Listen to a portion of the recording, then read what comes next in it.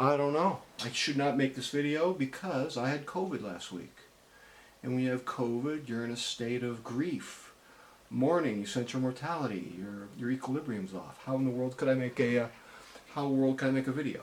But I am wearing the Seiko SLA051 on an original gray tropic, so I should be okay. Plus, test is negative. Okay, here's what I want to talk about today. I was sick last week with COVID, had a lot of time to think.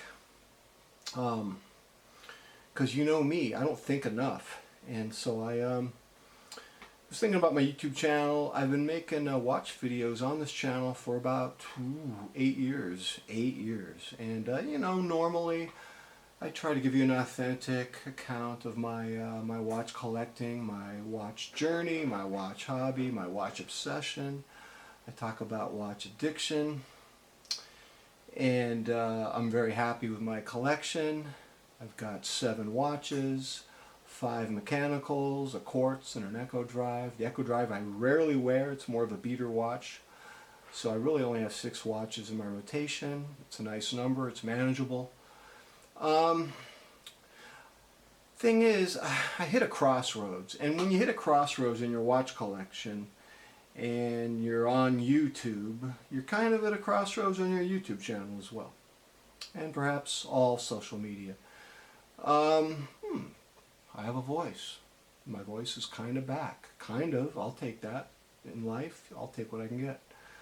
So I have to confess to you, there's been a very strong voice in my head the last few months. It keeps telling me, stop buying watches, dude. You need to stop. I want you to stop. I would be so happy if you stopped. And I wanted to tell you guys why this this powerful argument has been roiling inside my head. One of the reasons why I want to quit buying watches, and I don't think I will quit, and I'll explain that at the end of the video, but I do want to. So I'm really sick of looking for greener pastures when it comes to watches. I'm sick of doing that in part because when I wear a beautiful watch like this, I mean, kind of the ultimate watch for me, such a retro style. What happens is my ability to appreciate the watches that are hard to acquire, it diminishes. I mean, it's almost like searching for greener pastures is a form of kryptonite on the current watches that you own, and that kryptonite just desecrates your current collection. It just takes the patina off, the luster, it makes the watch wither and wilt, and it's got to stop. It's got to stop. This madness must stop. There was a woman in the early 90s. She would sell some kind of weight loss kit, and she would eat nothing but lentils. I think her last name was Powers. We must stop the madness. God, why did she come back to me just now? Anyways, I'm just sick of looking always for greener pastures, and maybe I should get off social media. Isn't social media all about making me feel discontent because my pastures aren't green enough? I don't know. So that's the first reason why I want to stop buying watches. By the way, my daughter Julia has COVID. Yeah, she's in the other room. She's on her tablet or something. She's doing okay. But, you know, she's going through the same trajectory that I did last week. So the second reason why I want to quit buying watches, I'm getting too old. So I'm 61. I'm going to be 62 at the end of October. And I lost my mom almost 3 years ago. I lost my father 2 months ago. And it's brutal for a lot of reasons that you can imagine. And it's 62. I'm almost 62. I'm really obsessed with my mortality, and I feel like it's bad form to have a lot of watches at 62.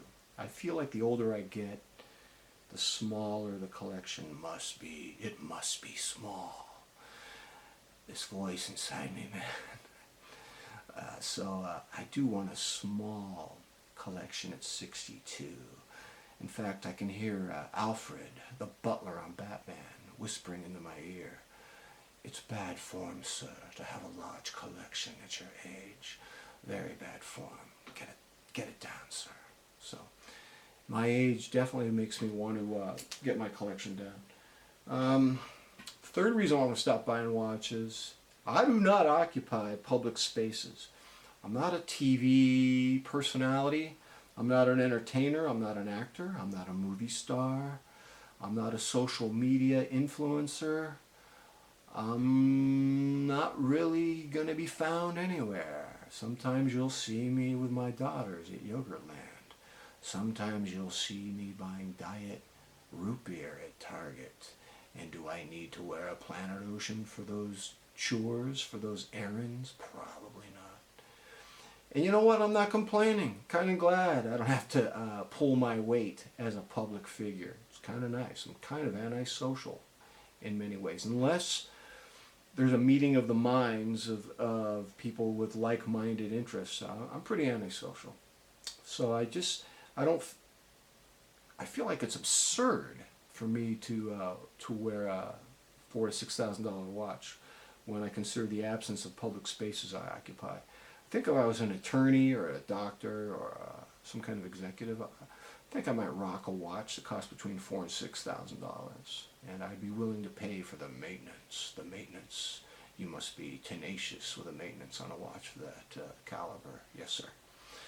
So the fourth reason why I don't want to buy any more watches is, speaking of watches that cost $4,000 to $6,000, when I start looking at watches at that price point, and that's really the only price point that's relevant to my collection, because I have really nice watches at the price point of, $2,000 to $3,500.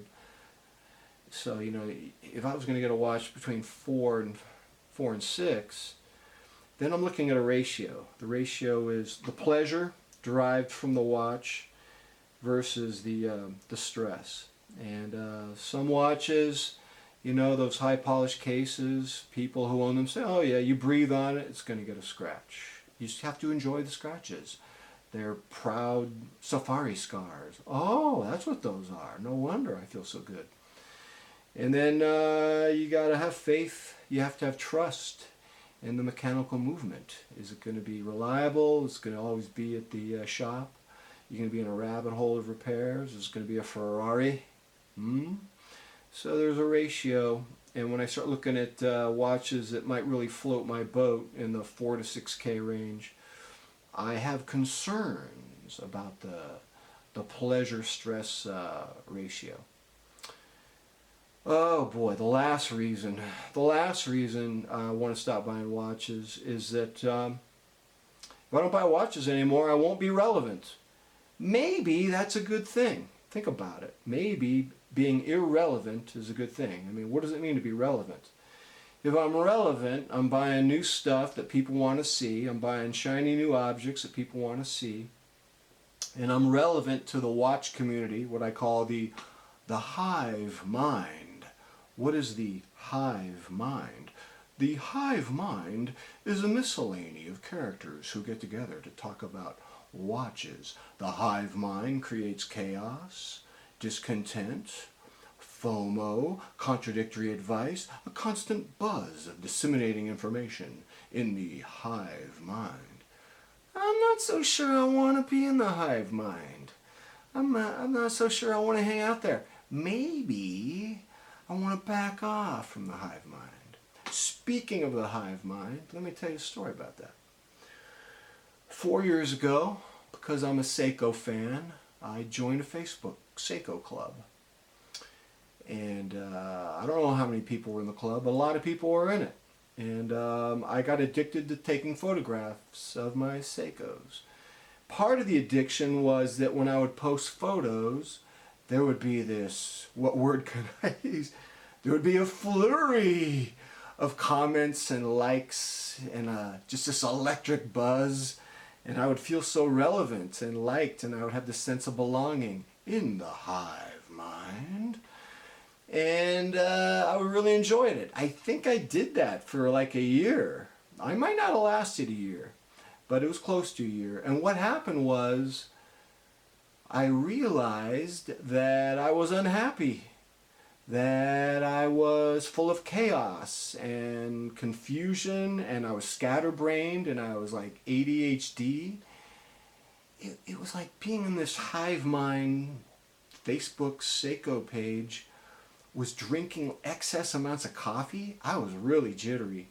And I remember when I got off of it, I can breathe.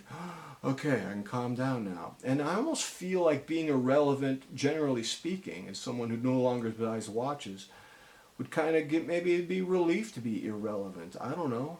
What do you think of the Seiko SLA051? It's not the 055, it's the 051. Oh, I don't know. See, I'm lost. I'm done. It's over, McMahon. You retired. So, I don't know if I want to be part of the hive mind anymore. And I don't want to just buy watches because I'm desperate to be relevant. He's old, but he's still relevant. He's still buying watches. I don't want to do it. I don't want to do it. I don't want to be that needy person. I don't want to be Augustus Gloop who always needs another chocolate bar. I want to enjoy the chocolate that I have.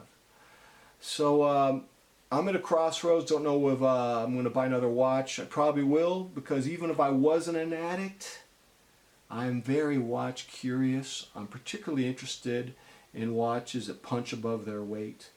There are some Orient Star limited edition diver models that are 41 millimeters. There's like a silver dial one.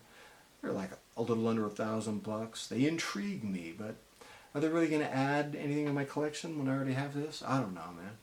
But I'm watch curious. I don't know if I can stop buying watches. I want to. It's on my mind.